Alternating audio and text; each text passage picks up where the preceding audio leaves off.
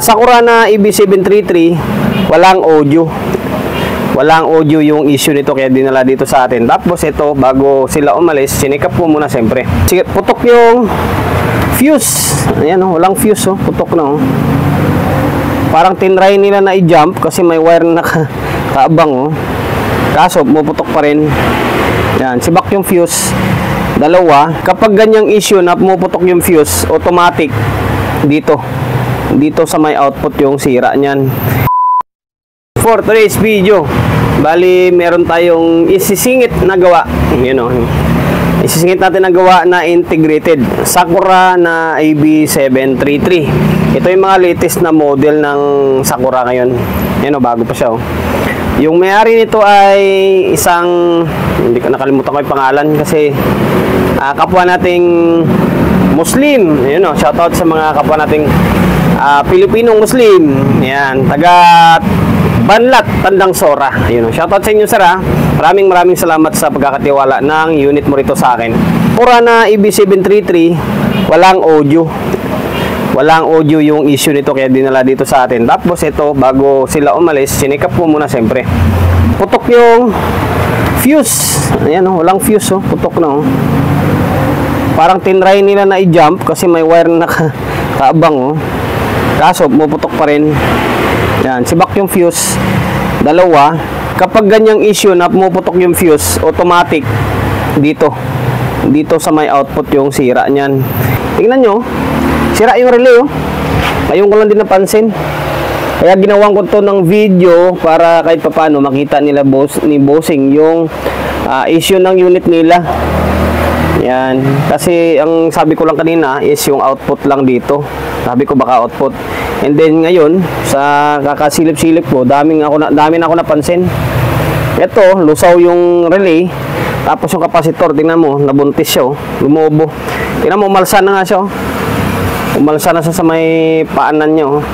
Tingnan mo, tapos ito, parang di siya lata, pero kita na, malayo na siya sa isa.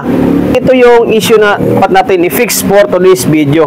And then, sana maibalik natin, di ba? Maibalik natin sa maayos. Bago natin simulan yan, siyempre, promotion muna tayo agad. Sa mga hindi pa nakapag-follow, paki-follow. And then, siyempre, paki-share ng video natin sa my Facebook, YouTube channel. Sa mga hindi pa nakapag-subscribe, paki-subscribe, like, share. And then, siyempre, paki-hit ng bell button sa gilid para updated ka sa mga susunod na video na i-upload ko. So, ngayon, simulan natin. Bali, ano pa ba? Dito, focus na tayo dito sa may pinaka main board. Palitan natin itong capacitor, palitan natin itong relay. Yung relay nito, parang 24 volts yata ito. 24 volts kasi ito gamit, 1237, eh.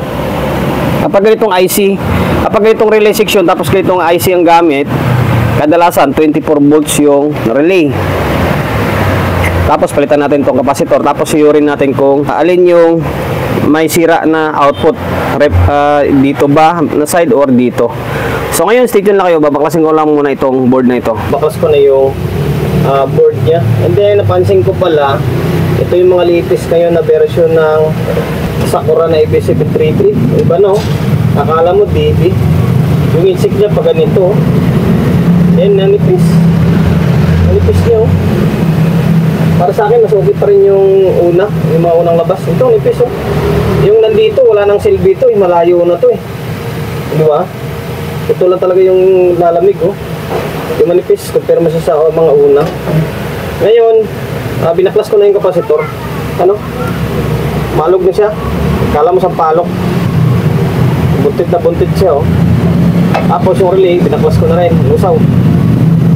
Nalusaw din yung relay. And then, ito, tinanggal ko yung fuse. Tapos, para ma-check nyo yung transistor pa isa-isa, na hindi nyo na kailangan tanggalin, lahat yan. Kahit iangat nyo na itong bloke, mag-check nyo yan pa isa-isa. And then, meron akong sagap or nakita rito na sira. Itong side na ito, itong side na ito, or dito na portion, is good. Dito yung tinamaan. Yung ito, open, ito short. Tapos ito na lang yung natira. Ito na lang natira, isang piraso na lang. Ayan, pakita ko sa inyo. Ayan, naka-zero. Short to. Ito, short. Ito, short din, oh. Short. Dito, open. Open to. Ito na lang yung buo. O, ito. Tatlo, dali. And then, sigurado, sira rin yung mga ito sa bias niyan. Ito, check pa natin to. So, ngayon, baklasin ko lang muna itong tatlong resistor. Ito, tinanggal ko na ito eh. Binunot ko na ito. And then, pati yung bias niya, yung 1740, buo siya. And then, ito, buo nito. A1940, and then, C2073, buo. Dito, na-check ko naman, parang buo naman. Mamaya, malaman na lang natin yan kapag i-plug na natin. Ito, pinalitan ko na yung fuse, oh, dalawa. Okay. 10 ampere. 10 ampere din naman nakasuot sa board, eh. Dito, aux dito. Ayan, binalik ko na rin yung mga bloke na resistor. Mamaya na lang natin linisan to in case na magiging okay na. Ito, binunot ko tong tatlo, oh. Yung naiwan dyan is yung isa. Parang good yan, eh. So, ngayon, ibabalik ko lang muna yung kable ng supply, and then try natin kung maging normal siya. Balik ko na yung supply. Yan lang muna yung kinabit natin. And then, may dagdag ko pala, capacitor. Original na capacitor na nalagay natin. Bunot yan, pero orig. Medyo matangkad lang siya ng konti kasi 71 volts siya. 71 by 10,000 microfarad. Na mas okay, mas matibay yan. Yung matangkad lang siya, tingnan. Okay, tingnan natin kung ano yung naging kalabasan dito. Natin. Yan, naka-valve. Hindi magre-relay ito, wala pang relay. Natin yung DCO nya. Dito, ground to speaker out or emitter. Ito to. Mayroon DC. Pwede. May DC. May DC. Teka lang.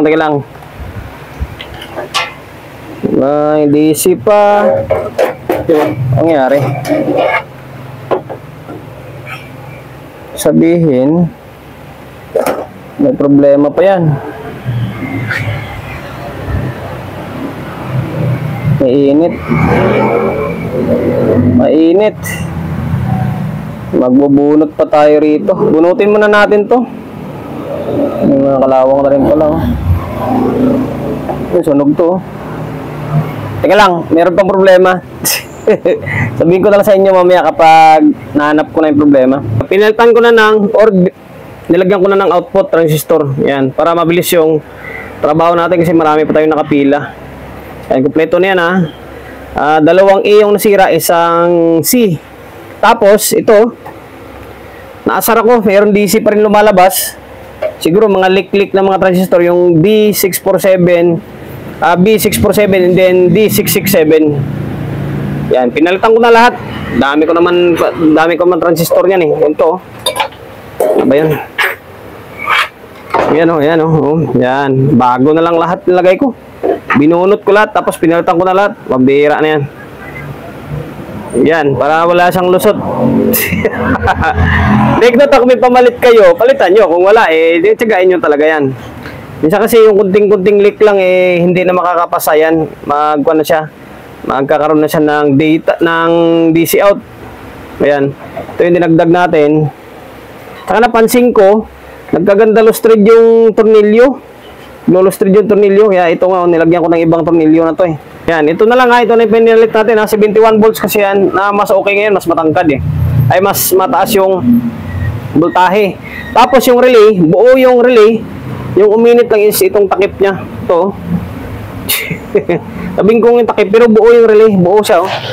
Wala kang makitang bahid na sira. Siguro uminit yan, kaya nalusaw ito.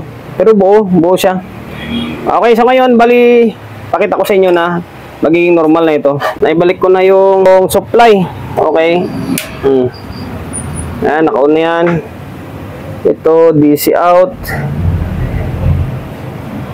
So, wala na. Dito, sa may kabila, wala na. Tapos dito, may bias niya, nasa 0.5. Normal lang naman to sa integrated. Mataas talaga yung supply or yung bias ng integrated, eh. Nasa 0.5 dito. Ito yung board na good, eh. Outer side na good. O, ayan, oh. Paras lang sila, 0.5 oh. Okay, so ngayon, okay na ito. Balik na lang natin to sa may casing para malaman natin kung may audio na siya or mayroon pang problema. So ngayon guys, bali ito, binalik ko na ulit yung board. And then, ito, naghanap na lang ako na ibang cover. Yung pinaka-relay niyan, stock yan. Yung cover, ginawa ko lang sa iba. Binunot ko. Ito yung cover kasi nyo. Buo naman yan eh. Kahit wala namang cover yan, okay lang. Pero mas, siyempre, mas okay pa rin na may cover siya. Lusaw oh. Ayan. Tapos, ano ba pinapalitan natin? 3 output, 3 transistor. Tapos, itong capacitor na lumobo. Itong capacitor pinilit natin, orig to ah. Medyo sagwa lang sa tingnan kasi matangkad. Pero, mas matibay ito, diamak. Ngayon, ano pa ba? Pwede natin silipin dito. Okay, tingnan natin kung magre-relay siya or magre-relay siya. O yan, namumula na siya.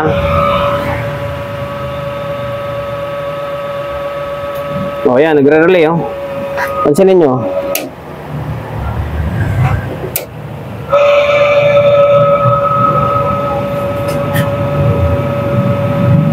O yan, goods. Okay yung relay. Ngayon, magkakabit lang ako ng speaker. Tingnan natin kung may audio na siya para makapag-proceed tayo sa ibang gawain. Sabay linisan na natin mamaya to. Delete ko na yung board, tapos naglagay na ako ng isang speaker. Ito to. Yan. Tapos try natin lagyan ng audio. Itong cellphone yung audio source natin. Yan.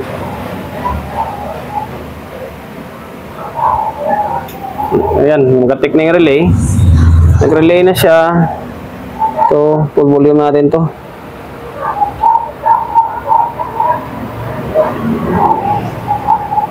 Okay, pa-volume na siya.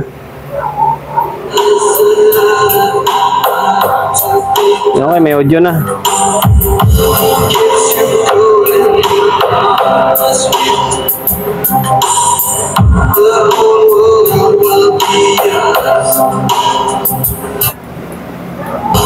Okay, working. Tapos, try natin yung mic kasi yung mic pinaka-importante rito. Sige, nagamit nila to sa may mosque nila. Okay, galang. Ito. Mic. Check, check, check. Okay. Check, sound, check, hey, testing. Parang walang echo ah. Ito. Check, check, hey, hey, check, check, mic, sound. Walang echo. Ano naman itong mga 733 oh. Magawa namin ngayon, mga walang echo. Sound, check, hey, hey, check, check, hey, hey. Wala rin oh. Check, hey, hey, hey. Dalawang input, pangatlo. Check, hey, hey, sound. Sa bihira. Check, hey, hey, check, mic, sound, testing, hey, hey. Walang echo. Walang echo. Problema namin, no? Yung isang 733 nun, hindi rin mabuo ang toto. Hindi ko rin mabuo yun. Problema yung echo. Walang echo rin ito. Pambihira ng 733 na to. Pero goods na yung audio. Okay na yung amplifier. Buksan ko lang muna ito. Tingnan natin kung bakit walang echo to. Pinaklas ko na yung board ng mic section. Yung itong channel 1 lang yung papaganahin natin. Ito lang naman siguro pinaka-importante. Tapos yung mic, echo lang ng control lang muna pinalitan ko. Yan, tapos dito sa may delay and then repeat niya. Yan, kaya medyo mahaba siya na konti. Yan, chinik ko naman may supply naman na pumasok dito sa may 5 volts. Yung gamit lang na IC nito is 2399 lang. Hindi katulad ng mga Sakura na 733 na unang labas is yung malapad yun. Ito, masimple lang yung disenyo niya. Sa ngayon, try muna natin kung magkakaroon siya ng echo. Sana control lang. Ito, 2 tornilyo lang muna para mabilis tayo. Ayan. Ito pinalit na natin. Ito, echo, repeat, and then delay. Sinet up ko na rin. Yan. Sound, check, hey, testing, check, hey, sound, testing, check, mic, check, check. Okay na. Sira lang yung control niya. Pinalitan natin is repeat, delay, and then echo. Yung iba, hindi na. Okay pa naman eh. Tapos, saan na ba kanina? Yung audio. Teka lang, ilipat ko pala sa isang side isang channel yung speaker natin. Baka mamaya hindi umandar yung kabilang channel. Ilipat ko na ito Ito na side to. May audio na rin, makalansing. Umandar na yung cellphone natin.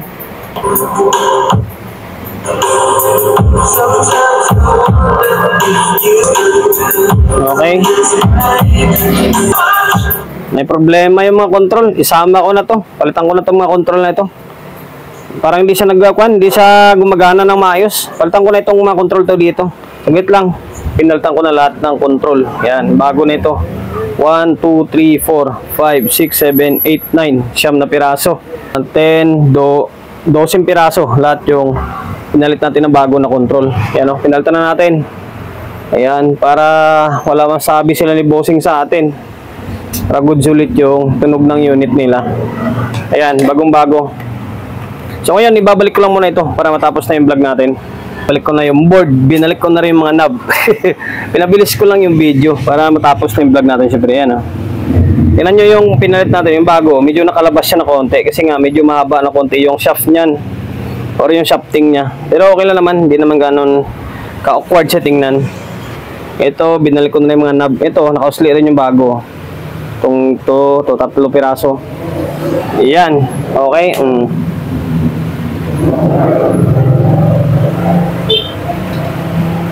Okay, relay na.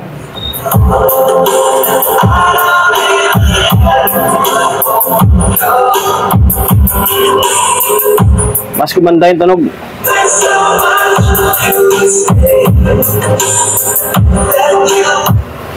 So yun lang guys, hanggang dito na lang yung vlog natin. Balitin na rinilyo ko na rin pala ito. Ayan nakatarnilyo na ito.